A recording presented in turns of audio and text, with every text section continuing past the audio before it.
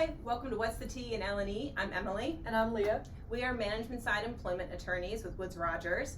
And today we are sitting down to talk about something that has thrown a lot of confusion into the employment world in the last few weeks, and that is the new executive order banning DEI.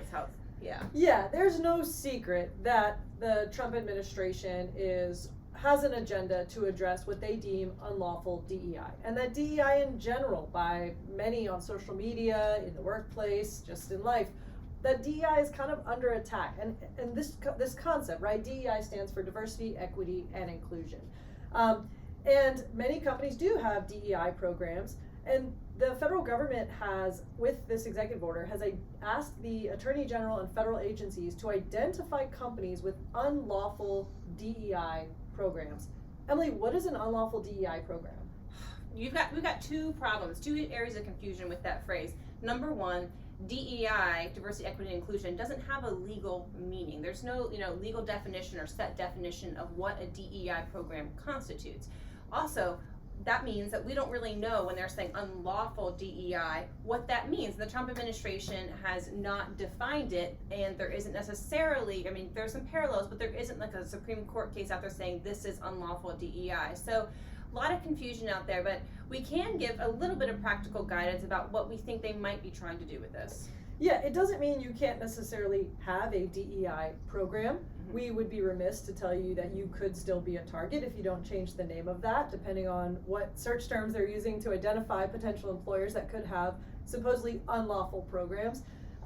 But for instance, having a quota system, that has always been unlawful, right? Saying that we are going to have, making commitments that say we're going to have 20% women or people of color in leadership by next year, and we're going to make hiring decisions based on that and termination decisions based on that. That has always been unlawful. It's no new news, okay? So having a quota system, making sort of open commitments about what your organization is going to look like from a diversity standpoint, those could be problematic.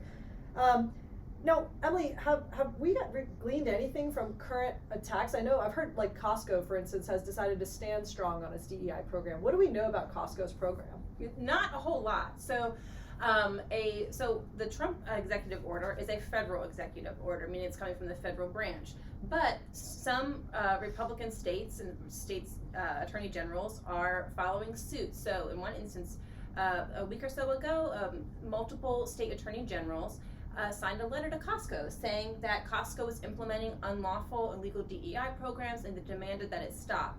Now, importantly, the letter didn't contain a definition or explain what Costco's policy is. Costco has said they're staying strong.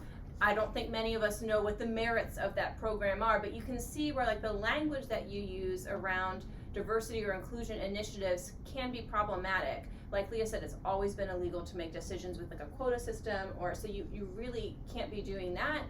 To the extent you're trying to elevate like minority voices within your organization, we think that's a laudable goal, but you do need to be careful about how you enact it.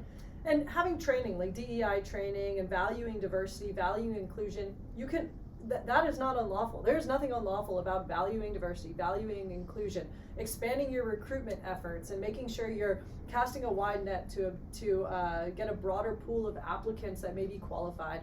And in turn also, bring different levels of diversity to the table, right? We're all diverse in different ways, whether it's our socioeconomic upbringing, whether it's our race, whether it's our who we root for in the Super Bowl.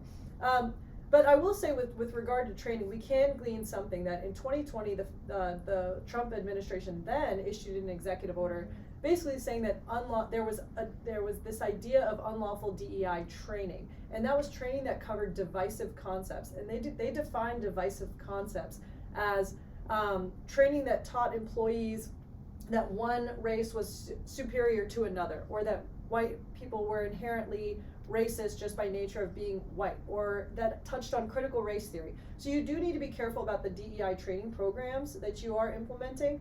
But with that said, I wouldn't necessarily get rid of an entire program or an initiative, but I would be mindful about the title, about the statements made around that, and then what the program is actually doing. Thanks for joining us on What's the Tea. We'll be back again soon.